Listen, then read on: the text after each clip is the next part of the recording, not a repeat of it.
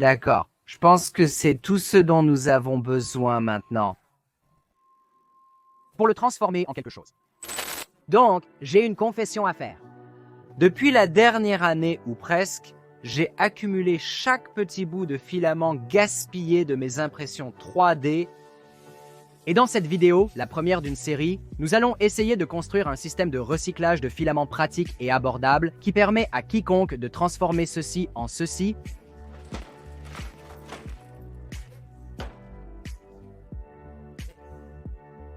Allons-y. Alors tout d'abord, un peu de contexte. Comme nous le savons tous, bien que l'impression 3D ait beaucoup d'avantages écologiques et environnementaux que j'ai discutés dans des vidéos précédentes, comme la réduction du besoin de transport, nous permettant de réparer les choses au lieu de les remplacer, et bien plus encore, elle génère aussi beaucoup de déchets. Cela peut être quelque chose d'aussi simple qu'une impression ratée, jusqu'aux structures de support, et même des choses aussi minuscules que les lignes de purge. Cela a toujours été considéré comme faisant partie de l'accord. Mais plus récemment, des entreprises comme Recycling Fabric ont commencé à apparaître qui ont prouvé qu'il est en fait pratique de recycler ces impressions ratées en nouveaux filaments qui est non seulement utilisable, mais aussi beau et fonctionnel. Malheureusement, ces types d'entreprises en sont encore à leur début. Comme me l'a dit le fondateur de Recycling Fabric lors d'une interview en podcast, ils sont en fait déjà submergés par plus de plastique qu'ils ne peuvent raisonnablement même trier. Et ils n'ont même pas commencé à accepter du filament en dehors de leur pays d'origine, l'Allemagne. Pendant ce temps, moi, comme beaucoup d'entre vous, je génère plus de déchets plastiques que jamais avec mon impression 3D.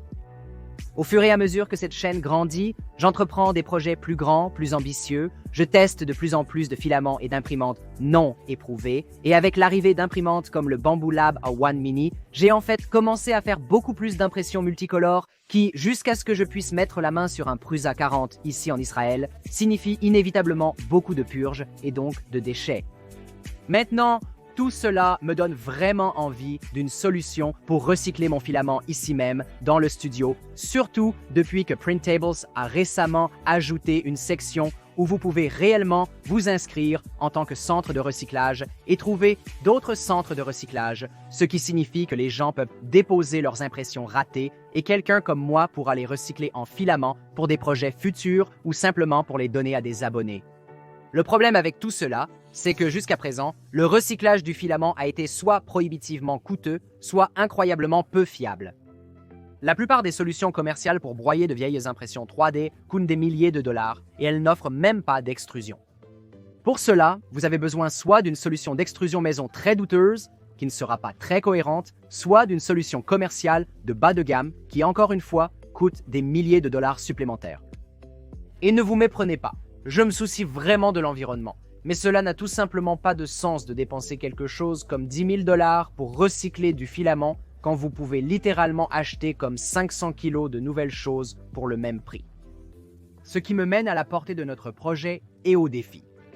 Tout au long de ce processus, mon objectif est de construire une station complète de recyclage de filaments qui répond à toutes les exigences suivantes. Premièrement, l'ensemble du dispositif doit être suffisamment petit pour pouvoir s'adapter dans une maison ou un petit bureau. Aucune de ces solutions irréalisables qui n'ont vraiment de sens que pour les YouTubers ou les entreprises commerciales dans le domaine. Maintenant, cela ne signifie pas nécessairement que ce sera une configuration de bureau, mais plutôt que je veux qu'elle soit au moins suffisamment compacte pour que si l'un d'entre vous souhaite reproduire ma configuration, vous pourriez facilement lui trouver de la place dans votre garage ou votre sous-sol. Deuxièmement, il doit être capable de produire de manière fiable et durable une quantité raisonnable de filaments pour mon usage et peut-être pour d'autres personnes de ma communauté. Oui, je pourrais probablement réaliser cette construction pour moitié moins cher si je réorganisais un destructeur de documents ou un mixeur et ensuite percer une buse d'imprimante 3,15 à 1,75 mm. Mais d'après ce que j'ai vu d'autres créateurs de contenu qui ont essayé cette voie, cela ne donnerait pas des résultats assez fiables et constants pour produire du filament utilisable pour les années à venir. Et je passerai probablement la plupart de mon temps à surveiller et à ajuster le système d'extrusion pour obtenir un filament même à moitié imprimable.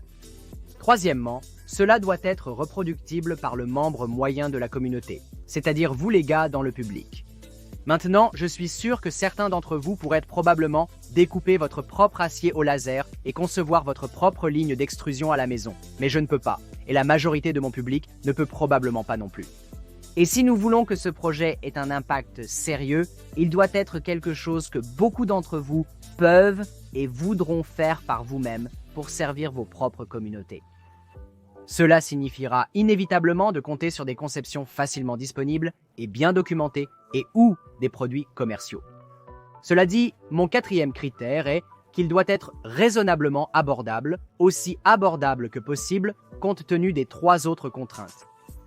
Mon objectif est de dépenser moins de 1 500 $ et je suivrai mes dépenses pour vous tous tout au long de la série de construction.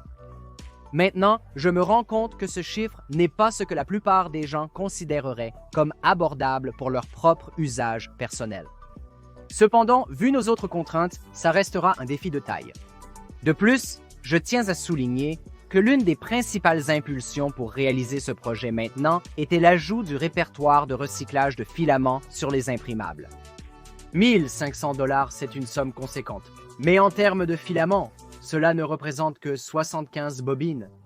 Et je me dis que si les gens parviennent à faire fonctionner ces machines de manière suffisamment fiable pour qu'ils puissent ensuite commencer à accepter les impressions ratées d'autres personnes, alors il ne devrait pas être difficile du tout de collecter 75 kilos de filaments sur une période de, disons, 2 ou 3 ans, ce qui est un horizon de temps raisonnable pour récupérer un investissement.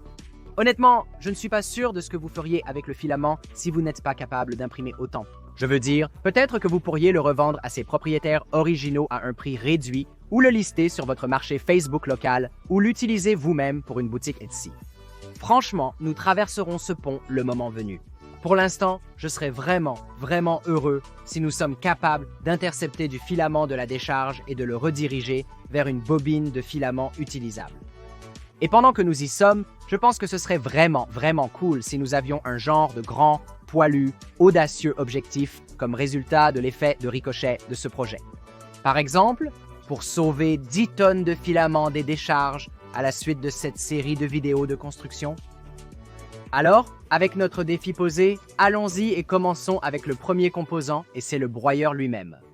Comme je l'ai mentionné auparavant, beaucoup ont essayé et la plupart ont échoué à réutiliser des choses comme des destructeurs de documents ou des mixeurs commerciaux ou domestiques et des choses comme ça.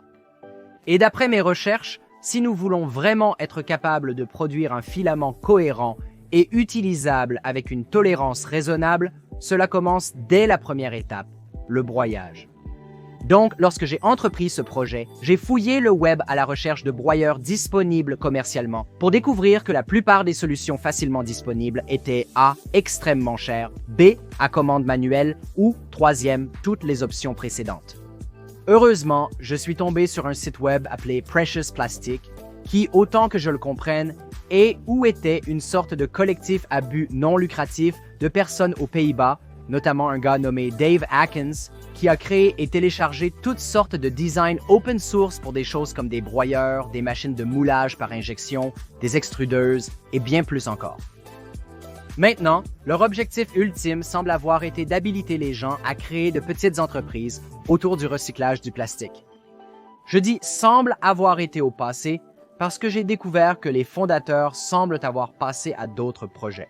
Une grande partie de leur site web n'est plus mise à jour avec la dernière version et mise à jour en environ 2020 et leur tutoriel laisse beaucoup à désirer.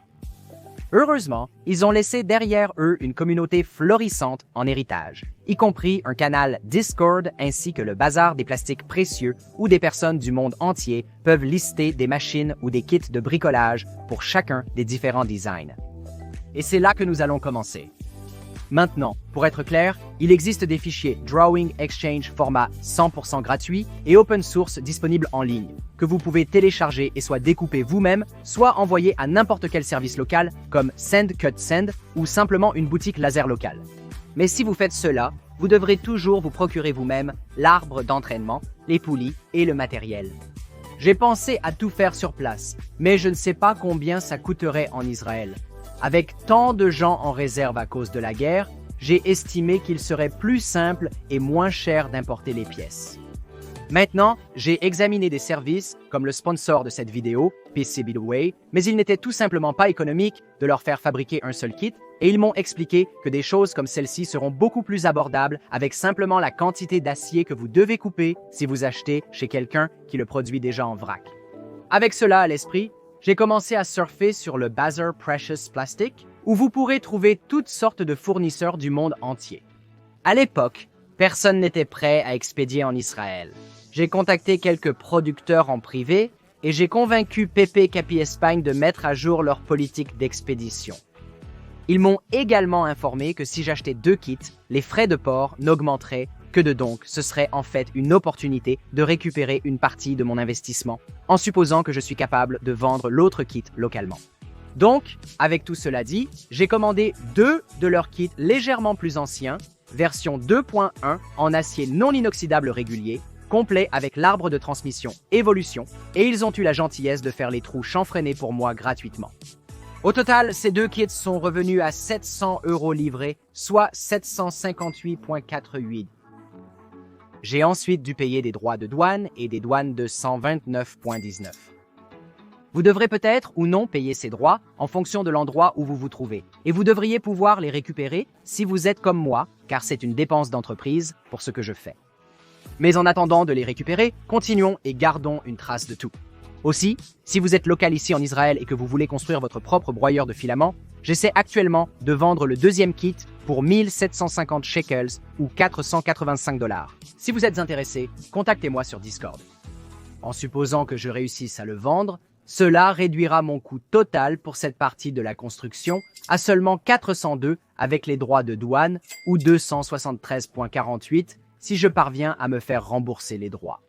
C'est vraiment bien et cela nous place bien en avance sur les prix estimés pour les nouveaux matériaux sur le site web de Precious Plastics. Mais nous sommes loin d'avoir terminé, car ensuite, nous devons trouver les matériaux pour le cadre.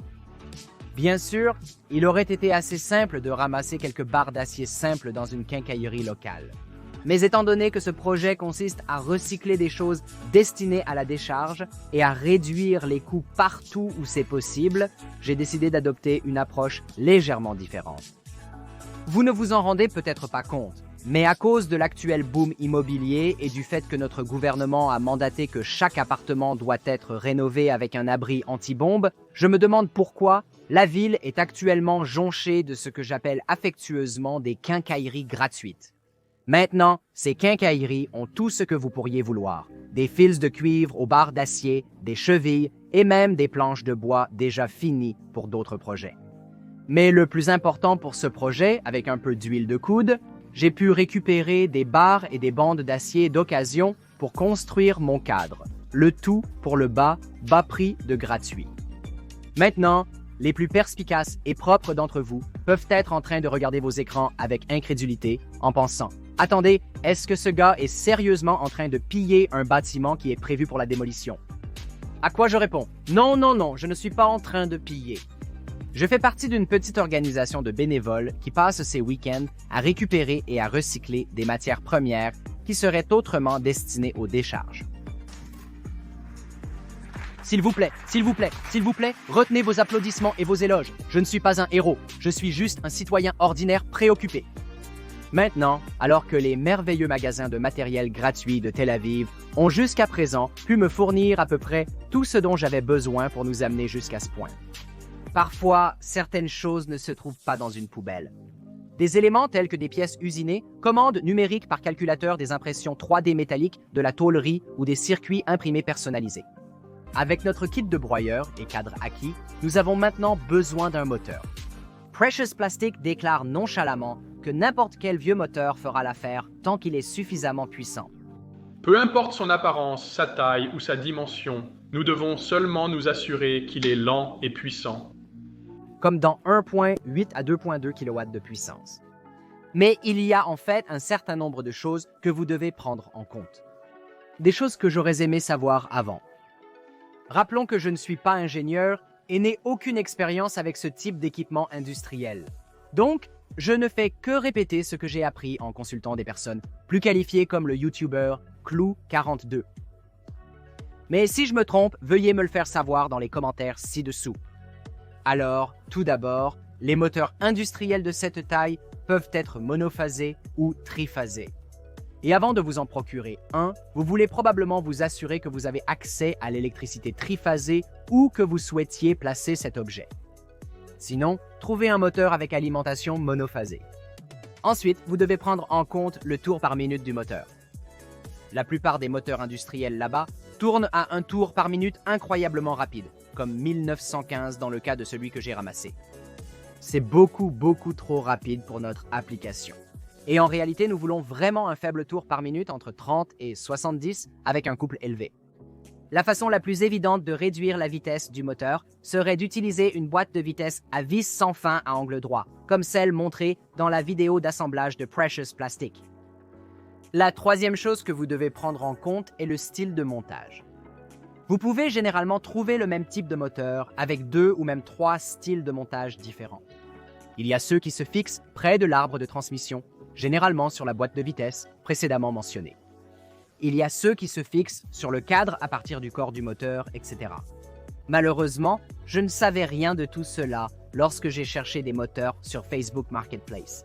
Et puisque les instructions indiquaient clairement que Son apparence, sa taille et son envergure n'ont pas vraiment d'importance. j'ai pris le premier que j'ai trouvé, qui s'est avéré être un tout nouveau moteur de 2.2 kW et 90,50 pour 6 cents shekels ou 166 $. C'est une affaire en or, donc j'ai évidemment sauté dessus. Mais étant donné mon ignorance, il s'est également avéré être en triphasé, à haut régime et sans les supports de montage nécessaires pour fixer le corps au cadre.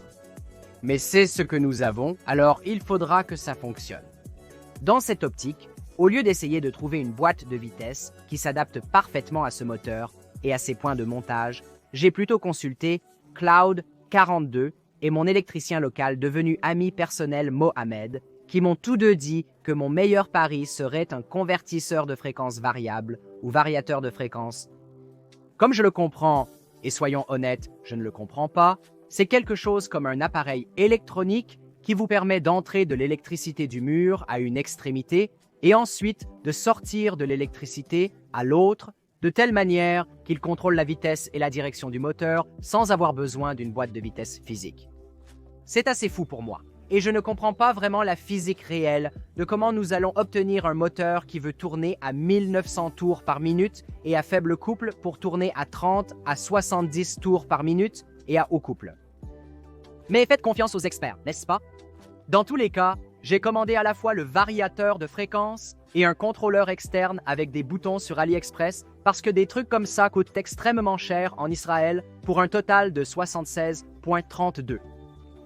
Cela porte notre total actuel à 645 $ avec les droits, en supposant que je suis capable de vendre le deuxième kit ou 516 si je me fais rembourser les droits de toute façon. Nous sommes toujours bien en dessous du budget selon le budget de construction de plastique précieux. Et cela me rend vraiment très heureux que le VFD va prendre quelques semaines pour arriver ici de Chine. Alors pour l'instant, commençons à travailler sur l'assemblage des pièces que nous avons pour commencer. J'ai assemblé l'unité de broyeur elle-même. Maintenant, ce n'est pas super compliqué en soi, mais la vidéo d'instruction fournie est loin d'être complète et il existe différentes versions. Donc, rien ne montre exactement ce qui va où. Heureusement, Pepe Capi Espagne m'a fourni sa propre documentation et sa vidéo tutoriel, et bien qu'elle était en espagnol, j'ai quand même réussi à comprendre et à assembler la chose.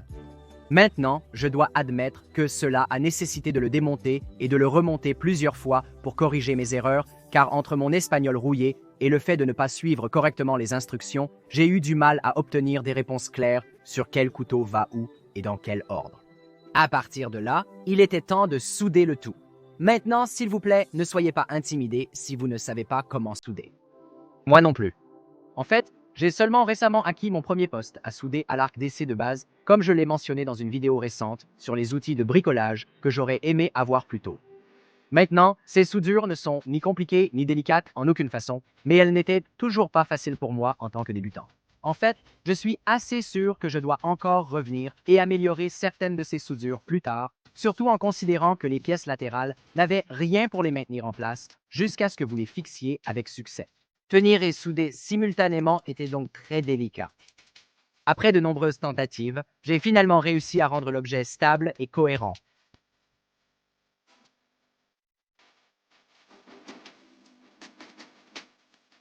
Malheureusement, les carreaux de céramique que j'utilisais comme établis ont payé le prix ultime dans le processus. Pas de souci, un rapide retour à la quincaillerie gratuite a donné de magnifiques planches de bois. Le seul problème avec les quincailleries gratuites, le prix est génial. Ils n'offrent pas de livraison. Et une quête secondaire plus tard, j'avais une belle, nouvelle et légèrement tordue surface de travail.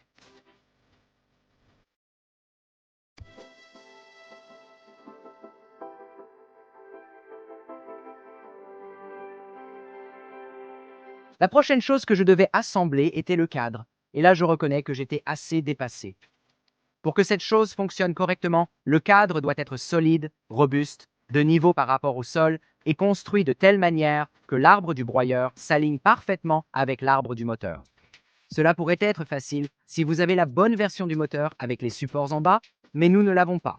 J'ai donc dû utiliser mes compétences vraiment inférieures en travail de l'acier pour couper et souder toutes sortes de pièces pour faire fonctionner cette chose. J'ai en fait commencé par modéliser toute la chose dans Onshape en utilisant des modèles facilement disponibles sur GrabCAD pour le broyeur et le moteur, mais ces modèles n'étaient pas exactement comme le mien à 100%.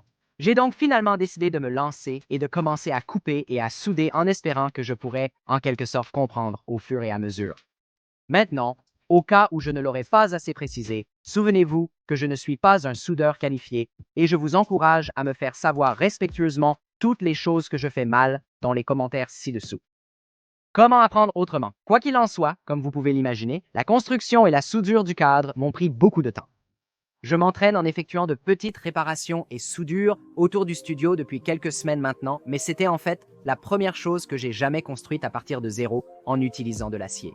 J'ai donc pris mon temps en mesurant 2 fois et utilisant des équerres de mécanicien pour être précis. C'était lent, surtout parce que ma technique de soudage était absolument atroce au début et mes électrodes continuaient de coller à la pièce à travailler.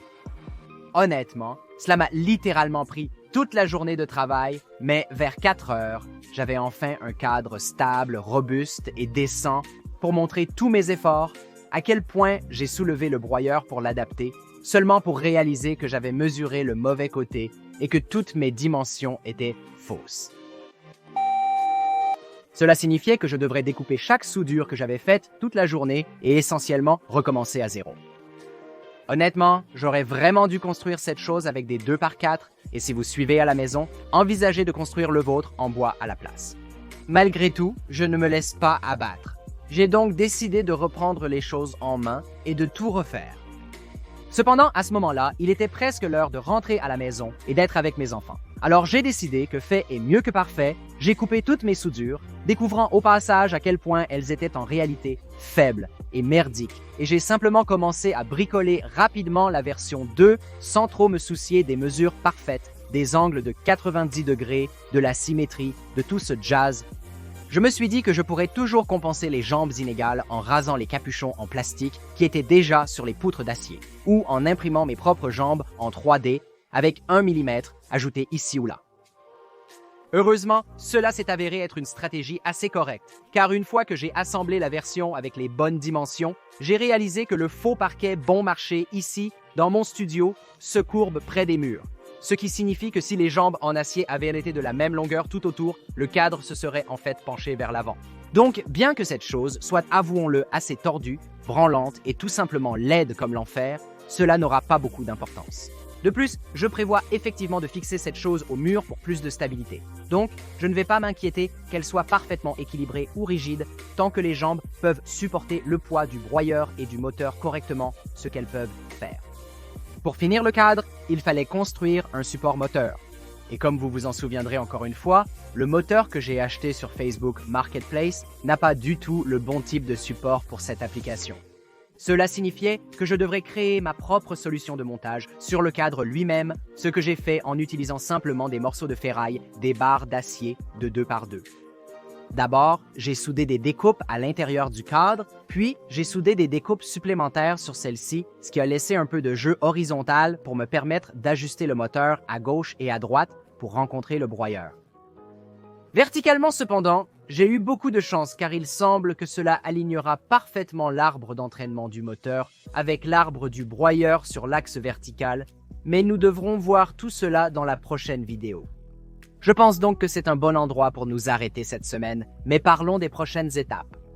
Dans les prochaines vidéos de la série, nous allons nous occuper du câblage et de l'électronique, fixer le moteur au broyeur, construire une sorte de trémie pour introduire le plastique, créer une étagère inférieure pour contenir des bacs qui recueilleront réellement le plastique broyé, et enfin le mettre en marche et régler notre broyage afin d'obtenir des broyages réels, cohérents et fiables. Et ensuite, nous relèverons le prochain défi qui sera d'extruder ces broyats en filaments réellement utilisables.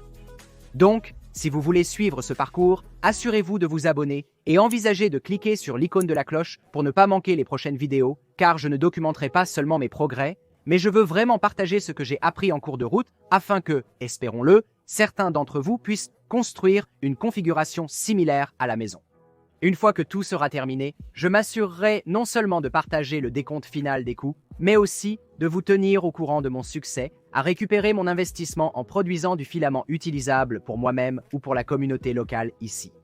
C'est garanti d'être un voyage amusant et enrichissant, alors j'espère que vous m'accompagnerez. Avant de vous laisser tous partir, permettez-moi de prendre un moment pour remercier nos membres YouTube et nos supporters Patreon, en particulier nos membres Nylon et Peak, Chip Cox, Two Crazy Ketos, Amir Khan, Chris Miller et Don Arledge. Vous êtes géniaux. Et si vous aussi voulez voir ou entendre votre nom à la fin de mes vidéos, en plus d'obtenir des avantages exclusifs et du contenu en coulisses sur ce projet et tous les autres que je réalise, alors assurez-vous de consulter les liens dans la description pour notre Patreon ou cliquez simplement sur le bouton « Rejoindre » ci-dessous pour devenir un membre YouTube. C'est tout pour cette semaine. Je dois travailler sur le reste de ce déchiqueteur, mais on se verra à la prochaine étape.